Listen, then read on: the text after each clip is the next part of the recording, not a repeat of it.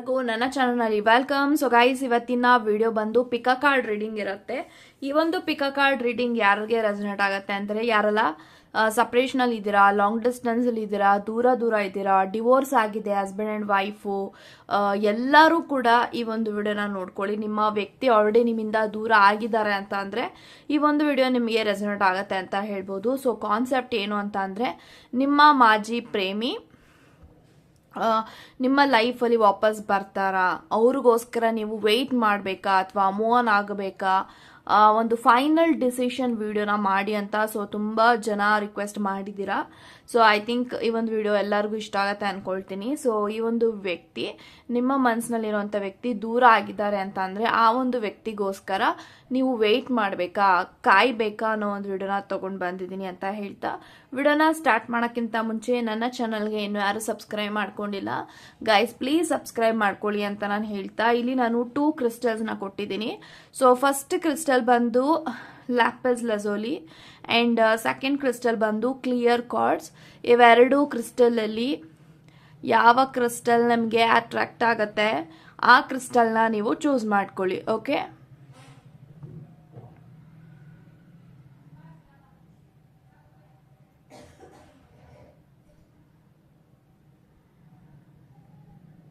I think ಇವಾಗ ನೀವು choose ಮಾಡ್ಕೊಂಡಿದ್ದೀರಾ ಅನ್ಕೊಳ್ತೀನಿ. ಚೂಸ್ ಮಾಡದೇ ಇರೋರು ವಿಡಿಯೋನ ಪಾಸ್ ಮಾಡಿಯೂ ಸಹ ಚೂಸ್ ಮಾಡ್ಕೊಳ್ಬೋದು ಅಂತ ಹೇಳ್ತಾ, ಸೊ ಎಸ್ ಗೈಸ್, ಇವಾಗ ವಿಡಿಯೋನ ಸ್ಟಾರ್ಟ್ ಮಾಡಿ. ಯಾರೆಲ್ಲ ಲ್ಯಾಪಿಸ್ ಲಜೋಲಿನ ಇಲ್ಲಿ ಚೂಸ್ ಮಾಡ್ಕೊಂಡಿದ್ದೀರಾ, ಸೊ ಇವಾಗ ನೋಡೋಣ, ನಿಮ್ಮ ಎಕ್ಸ್ ಪರ್ಸನ್, ನಿಮ್ಮ ಮಾಜಿ ಪ್ರೇಮಿಗೆ ನೀವು ವೆಯ್ಟ್ ಮಾಡಬೇಕಾ ಅಥವಾ ಮೂವ್ ಆನ್ ಆಗಬೇಕಾ, ಒಂದು ವಿಡಿಯೋನ ನೋಡೋಣ. ಸೊ ರೀಡಿಂಗ್ನ ನೋಡೋಣ. So let's begin. Okay, so star ಇದೆ, ಚಾರಿಯಟ್. ಓಕೆ,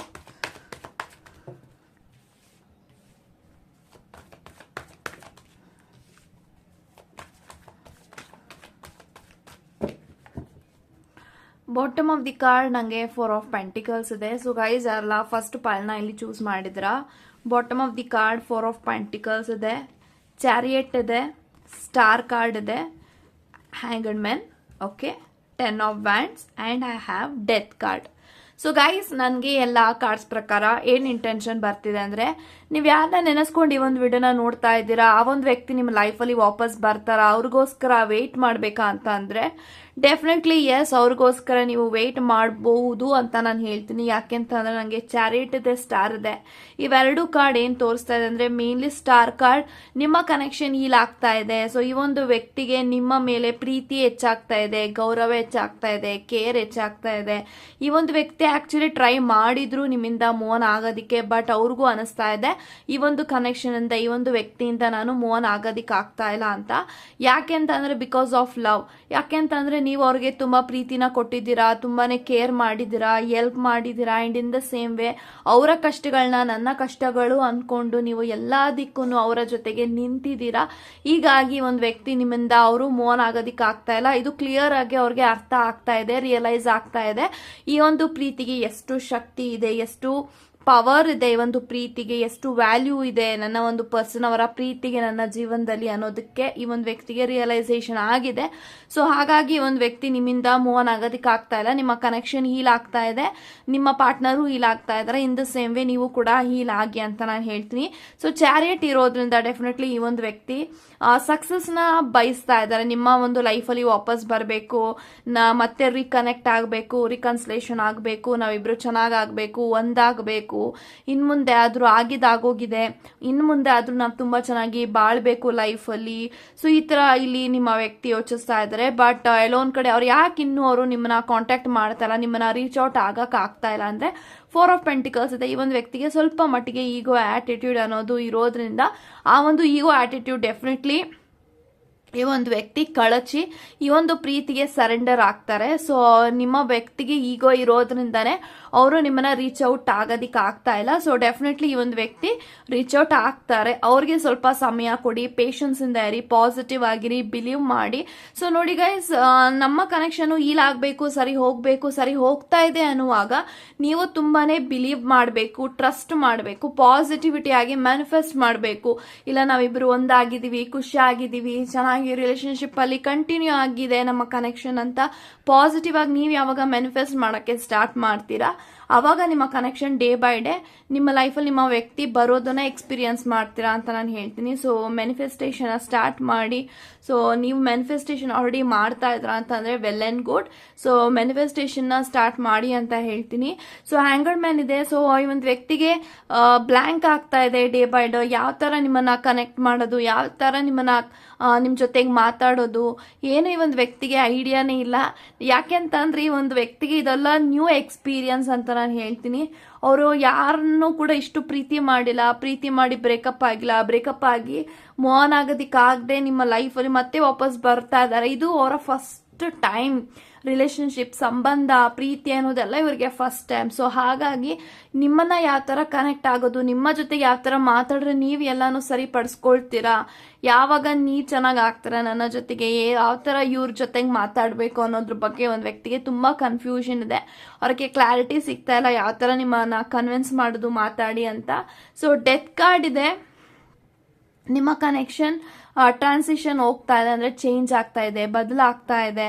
ಒಂದೊಳ್ಳೆ ಕಡೆಗೆ ನಿಮ್ಮ ಕನೆಕ್ಷನ್ ಹೀಲ್ ಆಗಿ ಒಂದು ಪಾಸಿಟಿವಿಟಿ ಕಡೆಗೆ ಬರ್ತಾ ಇದೆ, ರೀಗ್ರೋತ್ ಆಗ್ತಾ ಇದೆ, ರೀಬರ್ತ್ ಆಗ್ತಾ ಇದೆ ನಿಮ್ಮ connection.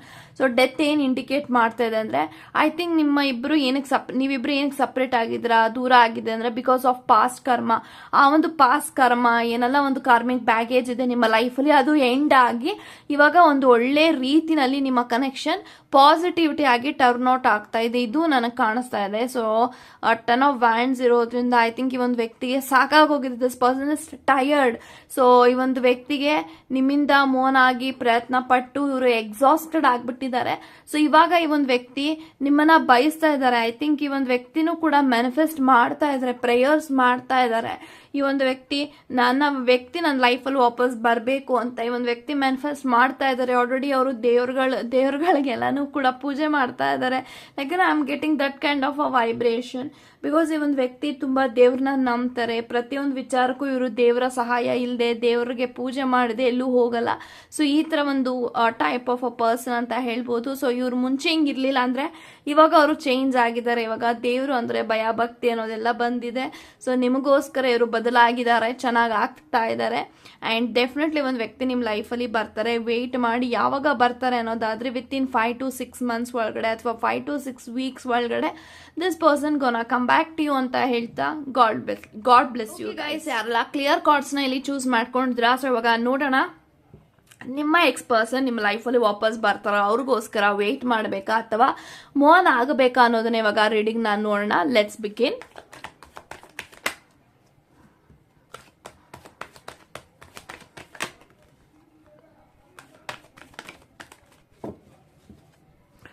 Bottom of the card 10 of swords ಇದೆ. ಸೊ ಗೈಸ್ ಯಾರಲ್ಲ ಸೆಕೆಂಡ್ ಪೈಲ್ ನ ಚೂಸ್ ಮಾಡಿದ್ದೀರಾ, bottom of the card 10 of swords ಇದೆ, ಕಿಂಗ್ ಆಫ್ ವ್ಯಾಂಡ್ಸ್ ಇದೆ, 5 of pentacles ಇದೆ, ಐ ಪ್ರಿಸ್ಟೆಸ್ ಇದೆ, okay hierophant, okay moon card and ಅದ್ರ ಜೊತೆಗೆ ವೀಲ್ ಆಫ್ ಫಾರ್ಚೂನ್.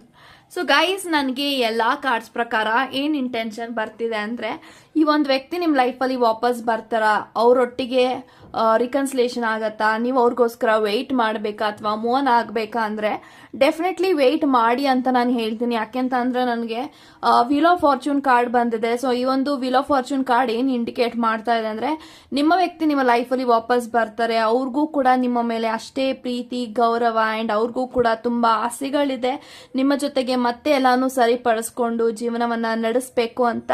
ಸೊ ನಿಮ್ಮ ವ್ಯಕ್ತಿ ಯಾವಾಗ ಬರ್ತಾರೆ ಅಂತ ನೀವು ಕೇಳಿದ್ರೆ I think there is a divine timing. So wheel of fortune ಒಂದು ಡಿವೈನ್ ಟೈಮಿಂಗ್ ನ ರೆಪ್ರೆಸೆಂಟ್ ಮಾಡ್ತಾ ಇದೆ. ಸೊ ನಿಮ್ಮ ಲೈಫ್ ಅಲ್ಲಿ ಒಂದು ವ್ಯಕ್ತಿ ಫ್ಯೂಚರ್ ಅಲ್ಲಿ ಬರ್ತಾರೆ. So future in the sense like 1 year 2 years ಅಥವಾ 1 ವರ್ಷ ಆದ ನಂತರ ಅಥವಾ 2 ವರ್ಷ ಆದ ನಂತರ ಈ ಒಂದು ವ್ಯಕ್ತಿ ನಿಮ್ಮ ಲೈಫ್ ಅಲ್ಲಿ ಬರೋರಿದ್ದಾರೆ. ಅದಕ್ಕೂ ಮುಂಚೆನೂ ಈ ಒಂದು ವ್ಯಕ್ತಿ ನಿಮ್ಮ ಲೈಫ್ ಅಲ್ಲಿ ಬರ್ಬೋದು, ಬಟ್ ನನಗೆ ಫ್ಯೂಚರ್ ಅನ್ನೋದು ಇಂಟೆನ್ಷನ್ ಅಲ್ಲಿ ಬರ್ತಾ ಇದೆ. ಸೊ ವೀಲ್ ಆಫ್ ಫಾರ್ಚೂನ್ ಇದೆ.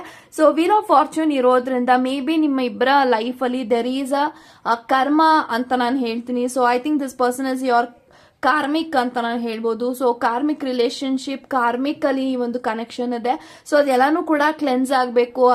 ಅದ್ರಲ್ಲಿ ಈ ಒಂದು ವ್ಯಕ್ತಿ I think I am strongly getting that energy. So ನೀವಿಬ್ರು ಪಾಸ್ಟ್ ಲೈಫ್ ಅಲ್ಲಿ ಏನೋ ಒಂದು ಕರ್ಮ ಮಾಡಿದ್ರೆ ಆ ಒಂದು ಕರ್ಮದಿಂದ ಈ ಒಂದು ಕನೆಕ್ಷನ್ ಅಲ್ಲಿ ಸಪರೇಟ್ ಆಗಿದೆ. ಅದೆಲ್ಲಾನು ಕೂಡ ರಿಲೀಸ್ ಆಗಿ ಈ ಒಂದು ವ್ಯಕ್ತಿ ಒಂದು ಒಳ್ಳೆ ವ್ಯಕ್ತಿ ಆಗಿ ಪರಿವರ್ತನೆ ಆದ್ಮೇಲೆ ನಿಮ್ಮ ಪರ್ಸನ್ ನಿಮ್ಮ ಲೈಫ್ ಅಲ್ಲಿ ಬರ್ತಾರೆ ಅಂತ ನಾನು ಹೇಳ್ತೀನಿ. ಸೊ ರೈಟ್ ನಾವು ಎಲ್ಲೋ ಒಂದು ಕಡೆ ಮೂನ್ ಕಾರ್ಡ್ 10 ಆಫ್ ಸೋರ್ಸ್ ಇರೋದ್ರಿಂದ ಈ ಒಂದು ವ್ಯಕ್ತಿಗೆ ಅವರ ಸುತ್ತಮುತ್ತ ಇರುವಂತ ಕೆಲವೊಂದು ವ್ಯಕ್ತಿಗಳು ನಿಮ್ಮ ಬಗ್ಗೆ ಬ್ಯಾಡ್ ಆಗಿ ಇನ್ಫ್ಲುಯೆನ್ಸ್ ಮಾಡ್ತಾ ಇದ್ದಾರೆ. ಲೈಕ್ ಈ ಒಂದು ವ್ಯಕ್ತಿ ನಿಂಗೆ ಸೂಟಬಲ್ ಇಲ್ಲ, ಇವ್ರ ಹಿಂದೆ ನೀನು ಹೋಗ್ಬೇಡ, ನೀನು ಅವ್ರ ಹಿಂದೆ ಹೋದ್ರೆ ನಿನ್ ಲೈಫ್ ಹಾಳಾಗತ್ತೆ, ಈ ತರ ಕೆಲವೊಂದು ನಿಮ್ಮ ಮೇಲೆ ಗಾಸಿಪ್ಸ್ ಆಗ್ಲಿ, ರೂಮರ್ಸ್ ಆಗ್ಲಿ ನೆಗೆಟಿವ್ ಆಗಿ ಬ್ಯಾಡ್ ಆಗಿ ಇನ್ಫ್ಲುಯೆನ್ಸ್ ಮಾಡ್ತಾ ಇದ್ದಾರೆ ನಿಮ್ಮ ಪಾರ್ಟ್ನರ್ಗೆ. ಸೊ ನಿಮ್ಮ ವ್ಯಕ್ತಿ ಮ್ಯಾನ್ಪ್ಲೇಟ್ ಆಗ್ತಾ ಇದ್ದಾರೆ ಬೇಗ. ಹಾಗಾಗಿ ಒಂದು ವ್ಯಕ್ತಿ ನಿಮ್ಮ ಲೈಫಲ್ಲಿ ಇವಾಗ ಸದ್ಯಕ್ಕೆ ಬರೋದಿಕ್ಕೆ ಆಗ್ತಾ ಇಲ್ಲ. ಬಟ್ ಇಟ್ ಡಸಂಟ್ ಮೀನ್ ಅವ್ರು ಬರೋದೇ ಇಲ್ಲ ಅಂತಲ್ಲ, ಬಂದೇ ಬರ್ತಾರೆ. ಎಲ್ಲದಕ್ಕೂ ಒಂದು ಟೈಮಿಂಗ್ ಅನ್ನೋದಿದೆ. So there is a divine timing. ಆ ಒಂದು ಡಿವೈನ್ ಟೈಮಿಂಗ್ ಯಾವಾಗ ನಿಮ್ಮ ವ್ಯಕ್ತಿ ನಿಮ್ಮ ಲೈಫಲ್ಲಿ ಬರಬೇಕು ಅನ್ನೋದು ಆ ಒಂದು ಸಮಯ ಬರುತ್ತೆ, ಅವಾಗ ಬರ್ತಾರೆ. ನಾನು ಆಗ್ಲೇ ಹೇಳ್ದಂಗೆ 1 year 2 year ಈ ಎನರ್ಜೀಸ್ ಇದೆ. ಅದಕ್ಕೂ ಮುಂಚೆನೂ ಕೂಡ ಈ ಒಂದು ವ್ಯಕ್ತಿ ನಿಮ್ಮ ಲೈಫಲ್ಲಿ ಬರುವಂತ ಚಾನ್ಸಸ್ ಕೂಡ ಹೈಲಿ ಪಾಸಿಬಲ್ ಇದೆ. ಸೊ ರೈಟ್ ನಾವು ಈ ಒಂದು ವ್ಯಕ್ತಿ ಬೇರೆಯವ್ರ ಮಾತಿಗೆ ಇನ್ಫ್ಲುಯೆನ್ಸ್ ಆಗ್ತಾ ಇದ್ರೆ ಅವರು ಅವರ ಸ್ವಂತ ಬುದ್ಧಿನ ಉಪಯೋಗಿಸ್ತಾ ಇಲ್ಲ. ಅವರು ಬೇರೆಯವ್ರ ಮಾತಿಗೆ ಈ ಒಂದು ವ್ಯಕ್ತಿ ವ್ಯಾಲ್ಯೂ ಮಾಡ್ತಾ ಇದ್ದಾರೆ.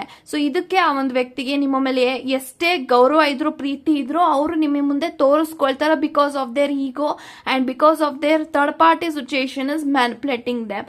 ಮೂರನೇ ವ್ಯಕ್ತಿಗಳ ಕೈವಾಡ ಇದೆ ಒಂದು ಕನೆಕ್ಷನ್ ಅಲ್ಲಿ, ಇನ್ವಾಲ್ವ್ಮೆಂಟ್ ಕಾಣಿಸ್ತಾ ಇದೆ. ಆ ಒಂದು ವ್ಯಕ್ತಿಗಳಿಗೆ ನೀವಿಬ್ರು ಒಂದಾಗೋದು ಇಷ್ಟ ಇಲ್ಲ, ಜೆಲಸಿ ಇದೆ, ಪೊಸೆಸಿವ್ನೆಸ್ ಇದೆ, ನೀವಿಬ್ರು ದೂರ ಇರಬೇಕು, ನೀವಿಬ್ರು ಯಾಕೆ ಒಂದಾಗಬೇಕು, ಈ ತರ ತುಂಬಾ ಜನಕ್ಕೆ ಅವರ ಸುತ್ತಮುತ್ತ ಅಂದ್ರೆ ನಿಮ್ಗೂ ಕೂಡ ಗೊತ್ತಿದೆ ಆ ಒಂದು ವ್ಯಕ್ತಿಗಳು ಯಾರ್ಯಾರು ಅಂತ. ನೀವು ತುಂಬಾ ಸತಿ ವಾರ್ನಿಂಗು ಕೂಡ ಕೊಟ್ಟಿದ್ದೀರಾ ನಿಮ್ಮ ಪಾರ್ಟ್ನರ್ಗೆ, ಇಂಥ ವ್ಯಕ್ತಿಗಳ ಜೊತೆ ಸೇರ್ಬೇಡಿ, ಇವರೆಲ್ಲ ನಮ್ಮನ್ನ ದೂರ ಮಾಡಕ್ಕೆ ನೋಡ್ತಾ ಇದಾರೆ ಅಂತ. ಬಟ್ ಆದ್ರೆ ಆ ಒಂದು ವ್ಯಕ್ತಿಗಳು ನಿಮ್ಮ ವ್ಯಕ್ತಿನ ಬಿಡ್ತಾ ಇಲ್ಲ. ಅಂಡ್ ಇವರು ಕೂಡ ಅವ್ರ ಮಾತನ್ನ ಕೇಳೋದು ಬಿಡ್ತಾ ಇಲ್ಲ. ನಿಮ್ಮ ವ್ಯಕ್ತಿ ಅವರ ಮನಸ್ಸಿನ ಮಾತನ್ನ ಕೇಳದೆ ಸ್ವಂತ ಬುದ್ಧಿನ ಉಪಯೋಗಿಸದೆ ಬೇರೆಯವ್ರ ಮಾತಿಗೆ ಬೇಗ ಇನ್ಫ್ಲುಯೆನ್ಸ್ ಆಗಿ ಒಂದು ವ್ಯಕ್ತಿ ನಿಮ್ಮಿಂದ ದೂರ ಆಗ್ತಾ ಇದ್ದಾರೆ. ಸೊ ಅವ್ರಿಗೆ ಎಷ್ಟೇ ಪ್ರೀತಿ ಇದ್ರೂ ಕೂಡ ಆ ಪ್ರೀತಿನ ಅವರು ನೋಡ್ತಾ ಇಲ್ಲ. ಸೊ ಇದೆಲ್ಲ ಪ್ರೀತಿ ಇಲ್ಲ, ಜಸ್ಟ್ ಅಟ್ರಾಕ್ಷನು, ಅಫೆಕ್ಷನು, ಒಂದು ಫಿಸಿಕಲ್ ಅಟ್ರಾಕ್ಷನ್ ಅಂತ ಅನ್ಕೊಳ್ತಾ ಇದ್ರೆ. ಬಟ್ ಈ ಒಂದು ವ್ಯಕ್ತಿಗೆ ನಿಮ್ಮ ಮೇಲೆ ನಿಜವಾಗ್ಲೂ ಮನಸ್ಸಲ್ಲಿ ಪ್ರೀತಿ ಅನ್ನೋದಿದೆ. ಬಟ್ ಆ ಪ್ರೀತಿನ ಯಾರ ಮುಂದೆನೂ ಹೇಳ್ಕೊಳ್ಳಲ್ಲ, ಎಕ್ಸ್ಪ್ರೆಸ್ ಮಾಡಲ್ಲ, ನಿಮ್ಮ ಮುಂದೆನೂ ಕೂಡ ಅವರು ಹೇಳ್ಕೊಳ್ಳಲ್ಲ. ಯಾಕೆಂತಂದ್ರೆ because of third party situation ತುಂಬಾ ಬ್ಯಾಡ್ ಆಗಿ ಅವ್ರನ್ನ ಇನ್ಫ್ಲುಯೆನ್ಸ್ ಮಾಡ್ತಾ ಇದ್ದಾರೆ. ಸೊ ಮ್ಯಾನ್ಪ್ಲೇಟ್ ಮಾಡ್ತಾ ಇದ್ದಾರೆ, ಯಾಮಾರಿಸ್ತಾ ಇದ್ದಾರೆ, ಈ ಒಂದು ವ್ಯಕ್ತಿ ಹಳ್ಳಕ್ಕೆ ಬೀಳ್ತಾ ಇದ್ದಾರೆ. ಇದು ನಂಗೆ ಕಾಣಿಸ್ತಾ ಇದೆ. 5 of Pentacles ಇದೆ. ಪ್ರಾಬಬ್ಲಿ ಅವ್ರ ಲೈಫಲ್ಲೂ ಕೂಡ ಸ್ವಲ್ಪ ಫೈನಾನ್ಷಿಯಲಿ ಏರುಪೇರುಗಳಾಗ್ತಾ ಇರಬಹುದು, ಕರಿಯರ್ ಅಲ್ಲಿ ಲಾಸ್ ಆಗಿರ್ಬೋದು, ಬಿಸ್ನೆಸ್ ಅಲ್ಲಿ ಲಾಸ್ ಆಗಿರ್ಬೋದು, ಇದು ನಂಗೆ ಕಾಣಿಸ್ತಾ ಇದೆ. ಈ ಒಂದು ವ್ಯಕ್ತಿ ಲೈಫ್ ಅಲ್ಲಿ ತುಂಬಾ ಅಪ್ಸ್ ಅಂಡ್ ಡೌನ್ಸ್ ಇದೆ, ಸ್ಟ್ರಗ್ಲಿಂಗ್ ಇದೆ ಅಂಡ್ ತುಂಬಾ ಸ್ಟ್ರಗಲ್ ಮಾಡ್ತಾ ಇದ್ರು ಇವರ ಲೈಫ್ ಅಲ್ಲಿ. ಬಟ್ ಅವರು ಯಾರ ಮುಂದೆನೂ ತೋರಿಸ್ಕೊಳ್ಳಲ್ಲ ನಂಗೆ ಕಷ್ಟ ಇದೆ ಅಂತ. ಬಟ್ ಅವ್ರಿಗೆ ಕಷ್ಟ ಅನ್ನೋದು ಈಕ್ವಲಿ ತುಂಬಾನೇ ಇದೆ, ಫೈನಾನ್ಷಿಯಲ್ ಅನ್ನೋದು ತುಂಬಾನೇ ಲಾಸ್ ಆಗ್ತಾ ಇದೆ. ಸೊ ಹಾಗಾಗಿ ಒಂದು ವ್ಯಕ್ತಿ ಲೈಫ್ನು ಸೆಟಲ್ ಮಾಡ್ಕೊಳ್ಬೇಕು, ರೆಸ್ಪಾನ್ಸಿಬಿಲಿಟೀಸ್ನು ನಿಭಾಯಿಸಬೇಕು, ಎಲ್ಲ ಬ್ಯಾಲೆನ್ಸ್ ಮಾಡಿ ನಿಮ್ಮ ಲೈಫ್ ಅಲ್ಲಿ ಒಂದು ಒಳ್ಳೆ ಟೈಮಿಂಗ್ ಅಲ್ಲಿ ಬರ್ತಾರೆ. It will take 1 to 2 years ಅಥವಾ ಅದಕ್ಕೂ ಮುಂಚೆ ವಿತಿನ್ 9 months 8 months ಅಲ್ಲೂ ಬರಬಹುದು. ವೇಟ್ ಮಾಡಿ, ನಥಿಂಗ್ ವಿಲ್ ಹ್ಯಾಪನ್ ಅಂತ ಹೇಳ್ತಾ God bless you and take care guys.